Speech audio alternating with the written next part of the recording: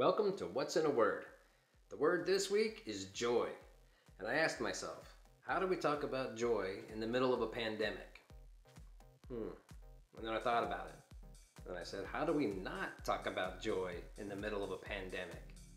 And that's what brought me to the first letter of the word this week is J. I thought of juxtapose or juxtaposition, two seemingly opposite things just side by side.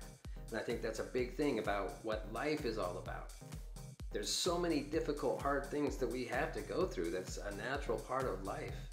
And when we're in those moments, joy is usually the farthest thing from our mind. And that's to be expected. And I'm not saying that we're going to use joy as a way to bypass and not experience that, or to ignore it, or to push it down. No, I'm just saying that we will recognize that joy will come again and go through all the experiences that we're meant to do. That's what really makes life such a rich and full experience. But it's hard sometimes, and I definitely don't ever want to discount that for somebody. Which leads us to our second letter, which is O. I'm choosing optimism, because that's really a big part of what gets us through. It's what's gotten me through.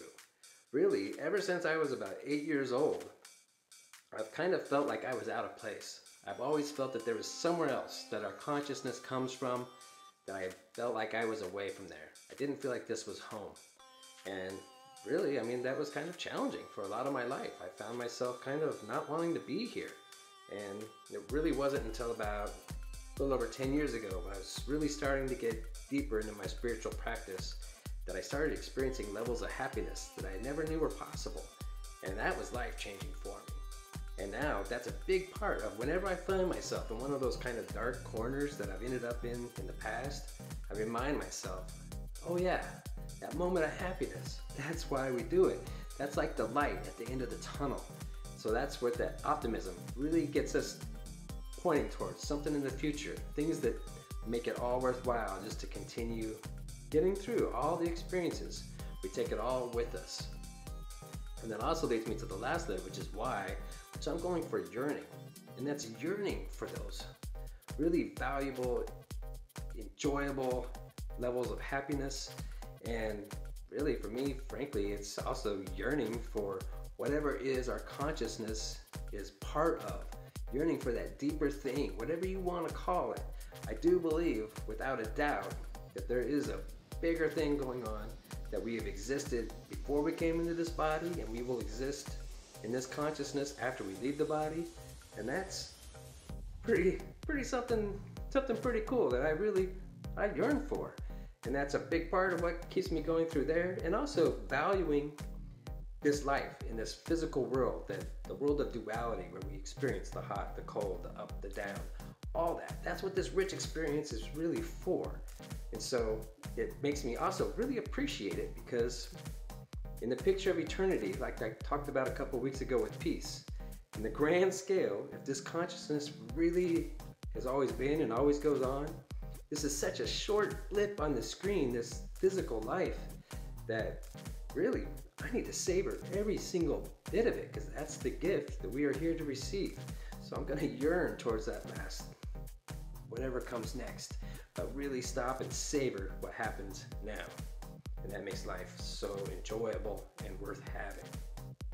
So this is what I want to leave you with. I'm calling it the banking. I want you to bank these moments of real extreme happiness and joy and bliss. Bank them. When you're in one of these times and you're really on cloud nine, stop for a second. And I mean really just stop.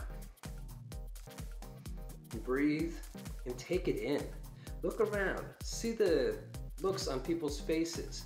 Listen to the sounds, the flavors, the smells, the feeling on your skin. Take it in, the feeling in your heart. And like I'm getting goosebumps right now.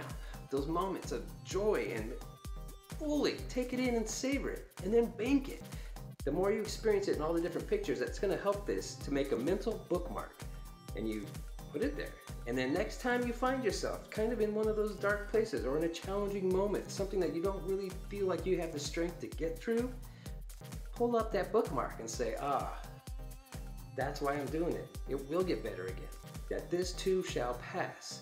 And Experience what you're going through. Don't use that as a way to bypass what you're going through, because that's what you have to. And ignoring it is only going to put it off until you're going to have to feel it later down the road. So fully experience it, but remind yourself that there is that light at the end of the tunnel, and it's worth getting through this part to go back and experience that again. That we have those same moments, those cycles, to where the extreme happiness will remind you when it comes up next time, this is why we do it.